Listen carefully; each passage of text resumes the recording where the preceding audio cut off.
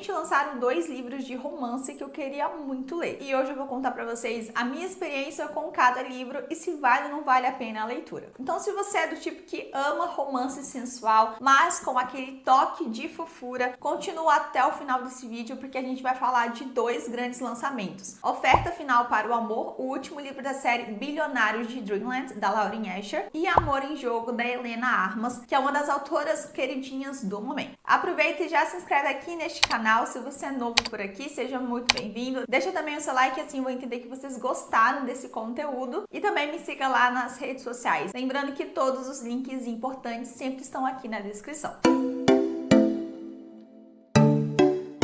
Bom, gente, como eu comentei com vocês, maio foi o mês que eu mais li livros. Tem vários vídeos de update, de resumo do mês, então eu vou deixar linkado aqui em cima para quem ainda não viu. E as minhas 2 últimas leituras foram 2 lançamentos muito comentados, muito aguardados por mim. O primeiro deles é Oferta Final para o Amor, que seria o 3º livro da série Bilionários de Dreamland. Eu gostei demais do primeiro livro dessa série, eu achei ele extremamente cativante. Foi meu primeiro contato com a escrita da autora também, então a minha experiência foi muito legal. Já o segundo livro eu não curti tanto assim. Apesar de ter gostado, eu senti alguns problemas com o protagonista, o Declan, que era o irmão mais velho. Eu não consegui ver muitas mudanças nele e as mudanças que ocorreram não foram tão incríveis assim. Então, apesar de ter gostado do livro por causa da mocinha, eu não curti tanto assim o protagonista masculino. Então eu tava com muitas expectativas a respeito do 3º livro, que seria a Oferta Final para o Amor, porque nós iríamos, em teoria, conhecer mais profundamente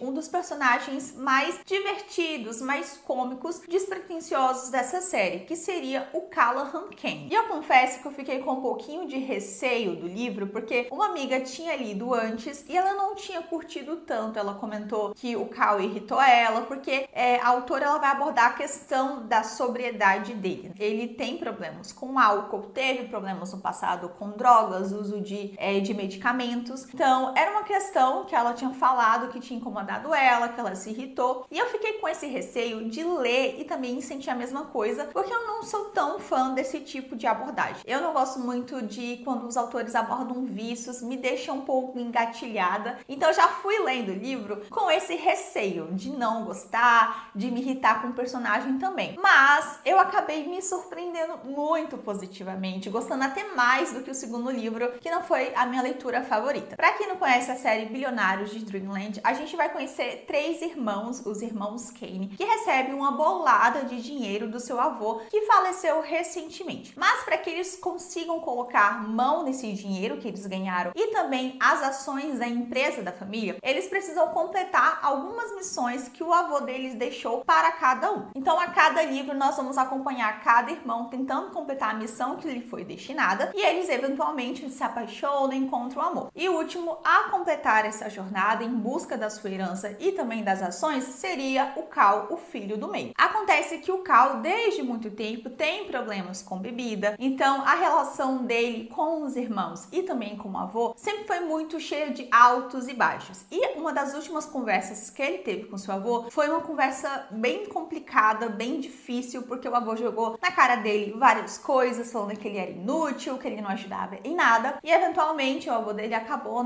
tendo um acidente, ficando em coma, e posteriormente ele acabou falecendo. Então eles nunca tiveram a chance, digamos assim, de resolver o atrito, esse conflito entre eles antes da morte repentina do avô. Mas antes dele falecer, ele deixou essas missões para cada neto, e a do Cal é conseguir vender a casa de veraneio que fica em Lake Wisteria. Só que as coisas não são tão simples como aparentam. Primeiro que tem um prazo específico para que ele consiga fazer isso, e esse prazo já está escorrendo durante muito tempo, porque o Cal acabou adiando ao máximo essa tarefa. Então ele tem apenas 3 meses para fazer isso, e ele também precisa passar o verão na casa do lago. O problema é que no passado, 6 anos atrás, o Cal teve um relacionamento com sua melhor amiga, a Alana. Ela era a filha da governanta que cuidava da casa, então ela e o Cal acabaram crescendo juntos e eventualmente tiveram um romance que não acabou da melhor forma, justamente por causa dos vícios que ele tinha em álcool, em bebidas. Então eles terminaram de uma maneira nada amigável, e o Cal tinha prometido a ela que nunca mais pisaria o pé em Lake Wisteria, só que se ele quiser conseguir as ações da empresa e os 25 bilhões de dólares que o avô dele deixou para ele vai ter que quebrar essa promessa para a Alana e voltar para a cidade. Só que quando ele chega lá, ele descobre que a pessoa que está vivendo na casa atualmente é a Alana e ela vai fazer de tudo para eles não venderem a casa. E como uma das cláusulas do testamento do avô dele é que ele fique ali durante todo o verão, ele e a Alana vão ter que viver sob o mesmo teto e essa convivência vai gerar muitos conflitos e também reacender a chama do relacionamento deles que eles tiveram 6 anos atrás. O que ele não esperava é que, além de reencontrar a Alana, ele também iria conhecer a filha dela de apenas 5 anos. E aí a gente já se pergunta, será que essa menina é filha do Cal? Essas serão apenas algumas das perguntas que a autora vai nos responder ao trabalhar a oferta final para o amor. Essa é uma história de amigos e inimigos para amantes, segunda chance, os personagens têm esse passado conturbado, então tinha tudo ou para dar certo ou para dar errado. E como comentei já com vocês, deu muito certo. Eu tive esse certo receio aí no início da leitura de não conseguir gostar muito do Cal, porque eu já falei para vocês que essa abordagem de personagens viciados, que tem suas questões ali com álcool, drogas, não é o tipo de personagem que eu gosto de acompanhar, mas diferente do que eu imaginei, isso não foi um incômodo para mim. Ele tem ainda assim as suas questões em relação ao álcool, ele ainda é uma pessoa que recorre a bebidas quando ele precisa lidar com ansiedade, com alguma situação que ele não tá confortável, mas apesar de ser uma coisa evidente na narrativa, eu não senti que as cenas são excessivas ou abusivas ou assim, desconfortáveis, que essa era a minha questão. Eu fiquei com medo de ser um gatilho para mim, sabe? De ser uma coisa que me incomodasse na leitura, mas a autora conseguiu construir e desenvolver isso de uma maneira que não fosse sutil, mas também não fosse tão incisiva ao ponto de gerar algum gatilho. Muito pelo contrário, eu achei até tranquilo assim essas cenas, então não foi algo que me incomodou o fato do personagem ser alcoólatra. Eu achei na verdade bem interessante como que a jornada dele em relação à sua sobriedade foi abordada, principalmente porque eu sentia que o Cal era uma pessoa muito incompreendida. Ele teve uma infância, assim como todos os irmãos, né, muito conturbada. A família dele é bem difícil, principalmente o pai, que era abusivo, que também era alcoólatra. Então eles tiveram uma criação bem difícil e isso contribuiu muito para os seus vícios. É claro que a gente quer ver o personagem se recuperando,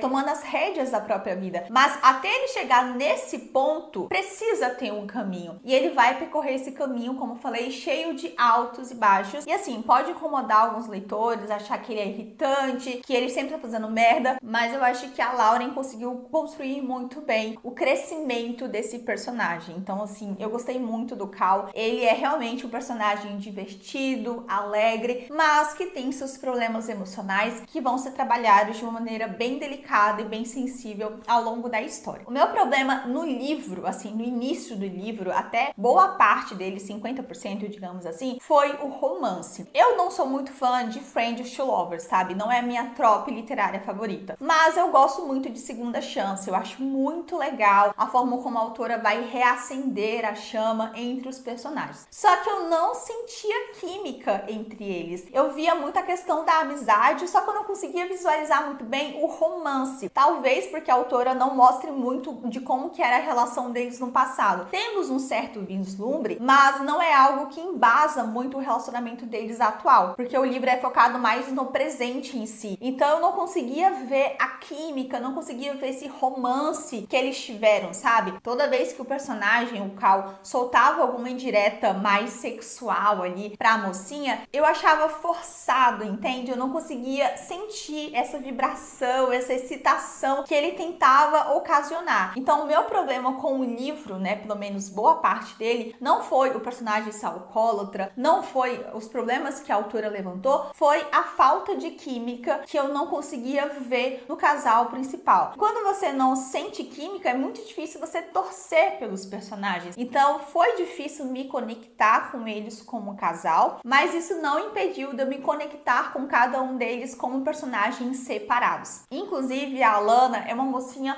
muito foda, eu gostei muito dela. É uma personagem que passa por tantas coisas, já foi decepcionada de tantas maneiras. Ela tem as suas questões com abandono, porque ela foi abandonada pelo pai, ela foi abandonada pelo próprio Cal, então ela tem muito medo de abrir seu coração, de se deixar exposta e sofrer as mesmas coisas que aconteceram no passado. E ela demora muito mesmo pra dar essa segunda chance pro Cal, porque até o momento ela não viu nenhuma evolução dele, assim como nós leitores não vemos muita evolução, sabe? Então é uma personagem que a gente entende, que a gente se cativa, ela é carismática, tem a questão dela ser mãe, dela tentar perseguir os seus próprios sonhos, mas ter medo de não ser o suficiente. Eu gostei muito da forma como ela foi apresentada e de todo o desenvolvimento dela ao longo da história. É uma personagem que realmente me cativou e, de fato, pra mim, todas as mocinhas dessa trilogia, tirando o primeiro livro, que é o meu favorito e que, na minha opinião, os dois personagens são incríveis, o segundo e o terceiro, quem salva, quem carrega tudo nas costas em relação a carisma, em relação a desenvolvimento, são as protagonistas femininas. E eu gostei muito da Lana, eu acho ela, tanto quanto a Iris, são personagens muito vibrantes, que tem uma força, que tem uma garra, e foi muito maravilhoso acompanhar a jornada dela ao longo da história. E uma coisa que eu acho que contribuiu muito para eu começar a perceber a mudança no Cal e também ver os dois personagens como um casal e começar de fato ver que tinha alguma coisa e que tinha um sentimento entre eles, foi a filha da Alana. Eu não lembro o nome dela agora, gente, porque eu sou dessas pessoas, mas ela é uma personagem de apenas 5 anos e ela é extremamente fofa. Ela é muito importante na história, porque além dela ser filha da personagem principal, ela também ajuda muito no crescimento pessoal do mocinho. No início ele tem algumas ressalvas, ele não gosta de criança, então o contato que ele tem com ela é bem mínimo, mas ao longo da leitura, principalmente no final, o personagem ele vai se abrir mais para essa garotinha e ela vai conquistando aos poucos o coração dele. Então vai se criar uma amizade muito fofa entre uma criança e um adulto, e essa amizade, esse frescor aí de inocência, vai mudar muito também os pensamentos do Cal a respeito de si mesmo e até mesmo a forma como ele enxerga a vida. Então a filha da Lana é uma personagem que vai ajudar muito o Cal na sua sobriedade, vai ser um dos motivos que vai fazer com que ele evolua como pessoa, que ele pense mais no futuro e pare de ficar só vivendo o presente despretensiosamente, sem pensar, sabe, nas consequências daquilo que ele faz. E foi justamente por causa dela, das interações dos três, como uma família, que eu consegui perceber mais da química dos personagens, que era um problema que eu tava tendo no início, né, como eu falei pra vocês, eu não tava conseguindo me conectar com eles como casal, eu torcia muito pra eles separadamente, mas eu não sentia aquela química, aquela conexão. Só que a partir do momento em que o Cal começa a ficar mais envolvido com a filha da mocinha, eu comecei a perceber sim que existia uma química, que existia alguma coisa ali. E foi a partir daí que eu comecei a gostar mais da história, porque eu consegui visualizar um romance, shippar o casal, que era o problema que eu tava tendo no início. Então no final eu acabei amando essa história, ela me surpreendeu muito positivamente, porque eu já fui lendo achando que eu não ia gostar tanto, pensando que uma coisa iria me incomodar, e no final o que me incomodou foi outra coisa, só que a autora conseguiu resolver isso ao longo da leitura, então foi uma experiência muito boa. Eu acho que não barra o primeiro livro ainda é o meu favorito, mas com certeza fica no segundo lugar, porque foi uma leitura muito boa. Eu amei o crescimento do personagem, e gente, o final é tão fofo, ver os três irmãos sendo pais, tendo ali o seu final feliz, depois de tanta dor de cabeça que o avô deles deixou, e a comunhão entre eles como irmãos, como família, também foi muito bem trabalhada, e eu amei, assim, foi uma leitura muito legal, muito gostosa. As cenas quentes também são impecáveis, a Lauren Asher, ela sempre surpreende com as cenas quentes, e aqui ela não fez diferente, então foi uma leitura completíssima, eu gostei de tudo, e recomendo muito pra você que tá louca pra finalizar essa trilogia, pra saber mais sobre esse irmão Kay.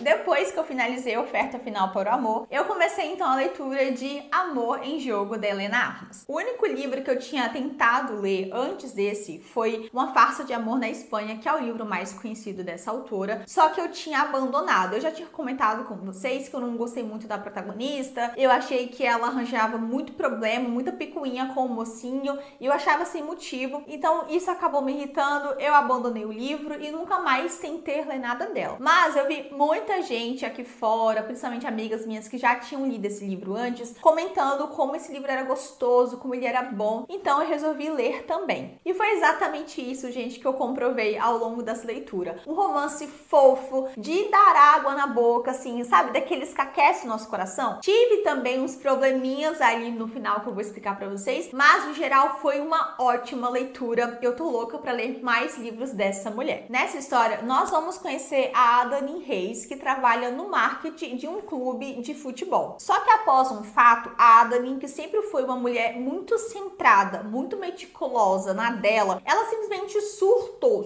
totalmente e acabou atacando o mascote do time, o Sparkles. E isso foi filmado e jogado na internet, o que acabou trazendo uma repercussão muito negativa, tanto para o clube quanto para ela. O pai dela, tentando amenizar a situação, ele a manda para Green Oak, uma cidadezinha no meio do nada, para que ela dê uma melhorada no time de futebol local. E a Adeline, vendo a oportunidade de reverter a situação, vai para essa cidadezinha. Só que quando ela chega lá, ela descobre que esse time de futebol, na verdade, é um time feminino de garotas de apenas 9 anos. Não é aquele time que ela imaginava que fosse organizar. E essa cidadezinha em meio às montanhas é literalmente um povoado, é super pequenininha, não tem muitos moradores, então a Adeline já começa a perceber que talvez ela tenha se metido em mais uma furada. Mas o que ela não contava é que ela fosse encontrar um ex-jogador de futebol, o Cameron Caldani, um goleiro super famoso que se aposentou repentinamente, que está ali para treinar o time de futebol. Só que a Adeline, que sempre fez tudo sozinha, que nunca precisou da ajuda de ninguém, não fica muito satisfeita com a presença desse treinador. Só que se ela quiser contar uma história de sucesso e voltar ativa em Miami após esse escândalo que ela acabou se envolvendo, eles vão ter que unir forças para conseguir levar essas meninas à final de um campeonato que vai acontecer. Só que assim, gente, duas pessoas rabugentas trabalhando juntas, uma do lado da outra, com certeza vai gerar muito BO. E é basicamente isso que vai acontecer. Os personagens, eles vão brigar o tempo inteiro, principalmente porque a Adeline é uma pessoa um pouco difícil de conviver, ela tem dificuldade de aceitar ajuda, e o Cameron, que é uma pessoa mais bruta, mais rude, até mesmo cruel em alguns momentos, vai bater de frente com ela, o que vai deixar os ânimos dos dois muito descontrolados, mas também vai deixar a tensão entre eles mais evidente. Como comentei com vocês, eu só tinha tentado ler um livro dessa autora e tinha abandonado, então eu estava animada, né, para ler esse livro novo dela, para ver se eu iria gostar, como é que seria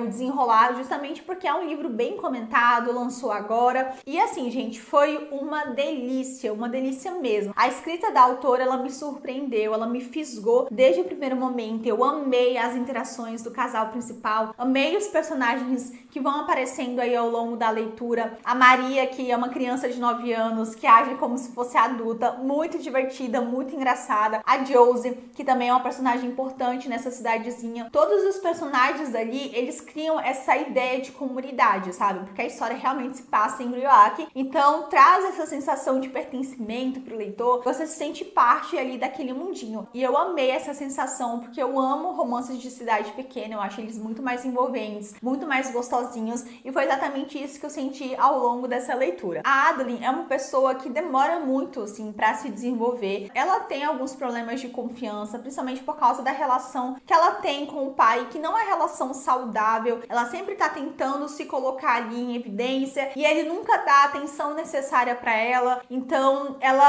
acostumou a fazer tudo sozinha, resolver os B.O. sozinha. Pra ela aceitar ajuda é muito difícil, e é algo que a autora sempre vai pontuar muito, porque o Cameron, apesar de ser bruto, né, e rude, ele sempre tá disposto a ajudar a Adeline, só que ela não aceita isso, então isso traz muito conflito entre eles, vai gerar muito incômodo mesmo, porque a personagem, ela precisa se despir dessa armadura e aceitar mesmo que as pessoas cuidem dela e que ela não precisa fazer tudo sozinha. É algo que a autora, ela vai desenvolver ao longo da leitura, mas é de forma extremamente lenta, sabe? O desenvolvimento da Adeline é muito devagar, muito natural. Mas o Cameron me surpreendeu muito, porque ele é bastante rabugento. Desde o primeiro contato que ele tem com a Adeline, eles brigam, e assim, é um cara que não quer estar ali, que reclama, que quer ficar na dele, escondido no chalé. É um cara bem, sabe, bem assim, rude, só que ele é um amor de pessoa. Ele é muito carinhoso. Eu acho que é um dos personagens mais carinhosos e mais fofos por dentro de todos que eu já li recentemente. Ele é incrível, ele já te